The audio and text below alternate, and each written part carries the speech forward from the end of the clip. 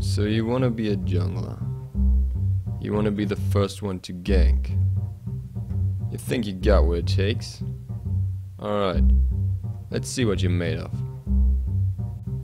Alright, all jokes aside, what's up guys? My name is Duke Sloth and this is my jungle guide. Let's jump right into it, starting with the items. The first item you will need in most situations is Bomber's Mask. Bomber's Mask allows you to deal extra true damage against jungle creeps, and your abilities deal an extra 10% damage.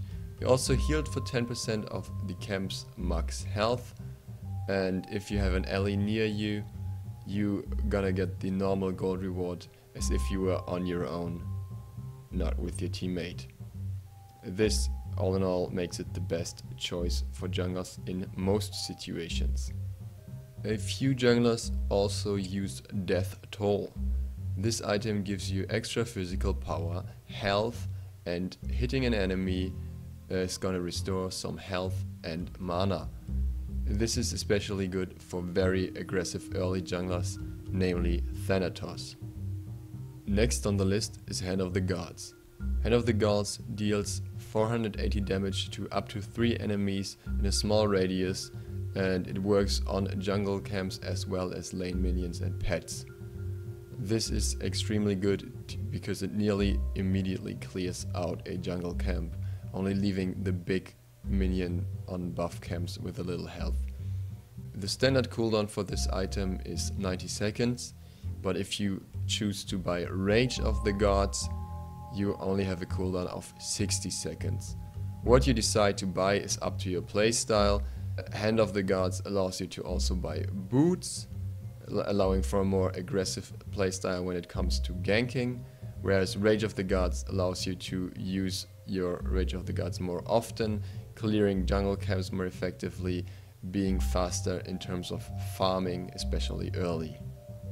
In addition, you usually have some leftover gold for either health potions, mana potions, or both. That choice really depends on your character, if it uses a lot of mana, if it is able to heal up on its own or not. In some situations it can also be a viable choice to buy a ward early to play safer.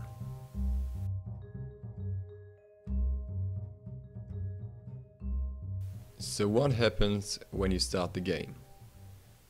Here you can see the normal conquest map updated for season 2. On the right hand side you have the starter area for junglers and solo lane. As you can see, towers are pretty close together on this side, so if you're starting on the other side, this is still your side to go. Go where the solo laner goes, go where the yellow buff and the blue buff will be. Let's take a closer look at this area, shall we? First up you have the blue buff, then you have the orange, or commonly referred to as yellow buff, and also back here you have the back harpies. The blue buff usually goes to your solo laner, the yellow buff goes to you, the jungler, and the back harpies will be taken into consideration depending on the circumstances of the match. There are 3 possible ways to start. First up, the standard start. The standard start is going for the orange or yellow buff first, clearing this with your solo laner, then moving on to the blue buff, killing that, and then going to solo lane. In some situations you can also do the back harpies before doing the orange and blue buff. This is especially the case when you're about to face very aggressive invading enemies like Arachne, Thor, Bastet or Bellona, or you're facing enemies with very slow early lane clear, for example Xionghui and Ao Kuang. This allows you to get some extra XP before going to lane, and also avoiding the risk of being attacked by the enemy team at your yellow buff. By the time you get there, you've already killed the harpies, you've gotten some safe XP, and if the invading team tries to come to you, you will see them early enough, you're close enough to a tower, and you can potentially get a kill on them if they try to take your buff. Be aware that there will be a small delay in coming to lane, so if the enemy team is able to push very hard, they can already push minions into your tower, which is what you'd like to avoid in most cases. The third option to start is a very uncommon one, because it slows you down unnecessarily in most situations. Simply because in that case, you're going for the blue buff first and then go back to the yellow buff. This is important with invading enemies that invade in a more passive way, as in stealing your buff and then heading off to lane. The one notable example here is Bakasura, who can basically use Hand of the Gods on your blue buff, attack it a few times and eat the minion before you can even react to it. Therefore, in that case, it's always helpful to get the blue buff first and get to lane a little later. That all said, when playing a strong invading god like the ones I named before yourself, you can always consider going for an invade and stealing one of the enemy buffs instead of using your own. Now that that's done, you're gonna head to lane with your solo laner. You're gonna stay there for a while. The exact time depends on if you get Hand of the Gods or Rage of the Gods, but generally it's good to leave around the 1 minute 30 mark. If there are still minions on the lane, you should consider staying until the wave is cleared out, so you get the extra XP before heading into the jungle. After that, you want to head for your back harpies. Depending on your start, both might not be up, but in most cases, it's likely that both of the back harpies are there. What you want to do is clear out the first one, and depending on if you have Rage of the Gods or not, use it. If you have Rage of the God, definitely use it to clear this camp, so your cooldown is done by the 3 minute mark again. Don't use it past the 2 minute mark. And after clearing the first camp, definitely make sure to check if any lane needs help. You have usually around 1 minute and a half to clear the other camp, and there's not much else to do except for leeching XP from other lanes. So if somebody needs a gank at this point, it's a good time to go there. You've got a decent amount of XP, you've got your abilities up, and you can definitely go in for a gank with most characters.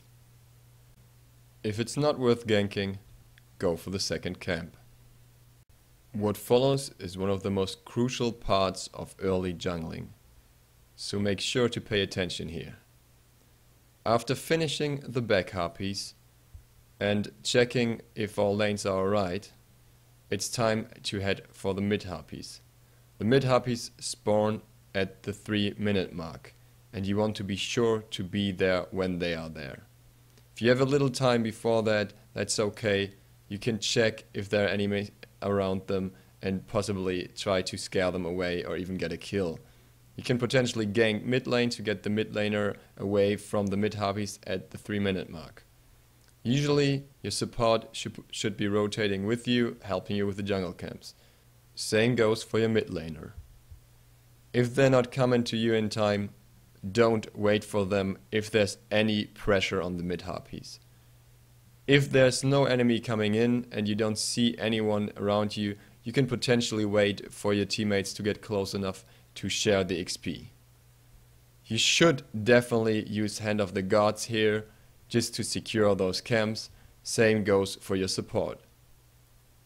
It doesn't really matter which camp you start with. It depends on if there's any contest around it, if there's any enemies trying to get it, and how many of your team are there to help you and which side they're going for. In some situations, it can be good to do both mid camps at once, leaving one for your support and potentially a mid laner and one for yourself. You still get a decent amount of XP and you save the mid camps that way. This can be risky if the enemy team plays well and groups up well. In that case, it might be more important to group up yourself and contest them. Be very careful of the enemy mid laner. He'll be pretty strong at that point, and especially if it's a Poseidon or something like that, he can deal huge amounts of damage in a very short time, not only taking the mid harpies from you, but also potentially killing you. When the mid-harpies are done, the battleground becomes your playground.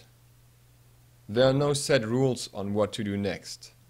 You should always make sure to be at the buffs in time, though with the new meta you can't always do that because, for example, red and yellow will spawn at the same time. Just make sure to get the one that is contested the least, check for the enemy jungler, be aware of their rotations, see if there's any place where you can gank or help out a lane, buy wards, especially as a jungler. You have all the rotations, you can go anywhere and place wards anywhere just while casually walking by. Be sure to help with objectives, help your duo lane to get their buffs, help whenever there's a fight around Gold Fury or Fire Giant, and most importantly, have fun playing. Be aware that it's totally okay to stay on lane a little bit and leech some XP from the lane. At the same time, it's okay for your mid laner to take one of the back harpies for your support to do the same. And it's generally very good to share XP. You get 2/3 of the XP anyways, so there's no downside to it, and you should always try to share any camp. Ping for your teammates to come to you, help you with the buffs. That way you lose less health and they get more XP. You both get the gold with Bomber's Mask anyways, and there's really no reason not to do it. Sharing is caring, so share the love as a jungler. Aside of that, never forget to check for mid-harpies. They will spawn exactly 3 minutes after you've killed them, and you should get there with your team. It's a large amount of XP that you're gonna lose otherwise, and you don't want to risk that. This marks the end of this jungle guide. I hope this was helpful for you, and it encourages you to start playing the best role in Smite. Thank you guys for watching. If you feel like it, leave me a sub, leave me a like. If you don't, I don't mind, it's a sloth life after all. Duke Sloth, out.